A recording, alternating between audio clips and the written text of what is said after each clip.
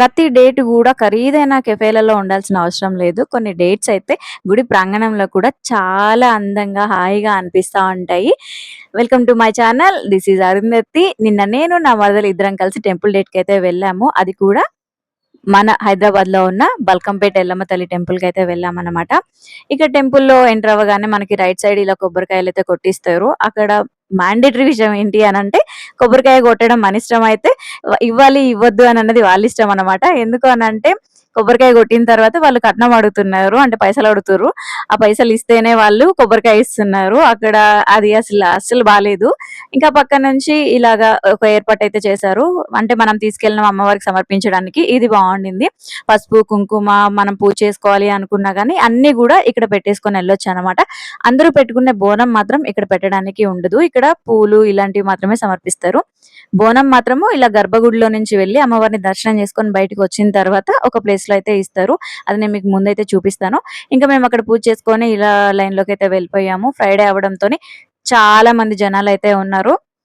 Crowd చాలానే ఉంది. కానీ మాకు త్వరగానే దర్శనం అయితే అయిపోయిందనమాట. మీకు ఈ గుడి హిస్టరీ తెలిసుంటే మాత్రము కామెంట్ సెక్షన్‌లో కామెంట్ చేయండి. లేదు అంటే ఇంకొక వీడియో అయితే చూపిస్తాను. మనకి రోడ్డు మీద నుంచి చూస్తున్నప్పుడు అమ్మవారు ఇలా కనిపిస్తారు. కానీ అసలైన అమ్మవారు ఈ అమ్మవారి కిందైతే ఉంటారనమాట. నేను ఈ గుడి ముందు నుంచి ఎన్నో సార్లు వెళ్ళాను గానీ టెంపుల్ లోపలికైతే ఎప్పుడు వెళ్ళింది లేదు. ఇదే ఫస్ట్ టైము. అమ్మవారైతే చాలా బాగున్నారు. చూడగానే అసలు ఎంత బాగా అనిపించిందో దేదీప్యమానంగా వెలిగిపోతున్నారనమాట. అంత బాగున్నారు. ఇలా టెంపుల్ నుంచి బయటకొచ్చిన తర్వాత ఇక్కడ మనం బోనం సమర్పించాలన్నమాట. అక్కడ ప్రతిరోజు బోనం పెట్టుకుంటానే ఉంటారు కాబట్టి ఆ బోనం పెట్టుకున్న వాళ్ళు ఇక్కడ పెడతారు. దాన్ని ప్రసాదంగా వచ్చిన వాళ్ళందరూ తీసుకుంటారనమాట. ఆ పక్కన ఇలా అద్దాల మేడ అయితే ఉంది. అక్కడ నేను నా మధ్యలో ఫోటో తీసేసుకొని ఇంకొంచెం ముందుకొచ్చాక ఇక్కడ కళ్యాణం అయితే జరుగుతుందనమాట. ఇక్కడ నిత్య కళ్యాణం అయితే జరుగుతూ ఉంటుంది అమ్మవారికి. కానీ చాలా మందికి తెలియని విషయం ఏంటి అనంటే ఆషాఢ మాసంలో వచ్చే ఫస్ట్ మంగళవారం రోజున అమ్మవారికి కళ్యాణం అయితే చేస్తారు. అది చాలా మందికి తెలీదు. ఇక్కడ ఉన్న ఈ టెంపుల్‌కున్న విశేషాలలో ఇదొక విశేషం అన్నమాట. చాలా మందికి తెలియని పెద్ద విశేషం ఇది. ఎందుకంటే ఆషాఢ మాసంలో ఎలాంటి శుభకార్యాలు చేయరు. అలాంటిది ఇక్కడ అమ్మవారికి కళ్యాణమే చేస్తారు. ఇంకా ఇక్కడ నుంచి ఆ పక్కకొచ్చిన తర్వాత అక్కడ కూర్చోడానికి కొంచెం ప్లేస్ అయితే ఉంది. నా మధ్యలో "అక్క నువ్వు కూర్చో నేను ఎళ్ళేసొస్తాను. ప్రసాదం తీసుకొనొస్తాను" అని చెప్పి తను ప్రసాదానికైతే వెళ్ళింది. నేను ఇలా కూర్చున్నాను. అయితే నాకు ఎదురుంగా ఇలా జరుగుతూ ఒకటైతే కనిపించింది. నేను షూట్ చేశాను.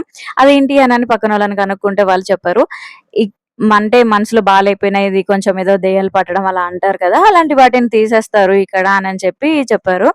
అయితే అక్కడ జరిగేదాన్ని చూస్తే మీరు కూడా చూడొచ్చు. నాకెందుకో అస్సలంటే అస్సలు రియలిస్టిక్‌గా అనిపించలేదు. చాలా డ్రమాటిక్‌గా, చాలా ఫోర్స్‌బుల్‌గా ఉందన్నమాట. అక్కడ చూసే వాళ్ళందరూ కూడా అదే ఫీల్ అవుతున్నారు.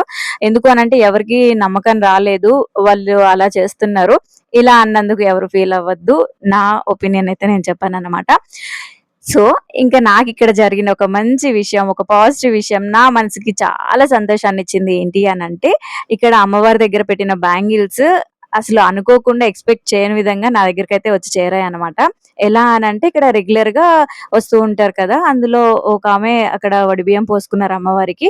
శుక్రవారం కదా! సో, చాలా మంది ఇచ్చారు. అయితే తనకి అక్కడ ఆవిడిచ్చిన వాటితో పాటు అక్కడున్న బ్యాంగిల్స్ కూడా తనకిచ్చారన్నమాట.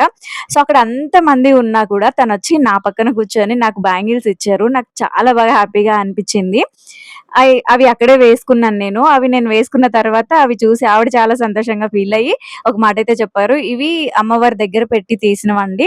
అంత తొందరగా అయితే ఎవరికీ దొరకవు. కానీ మీకైతే ఇలా వచ్చేసాయి.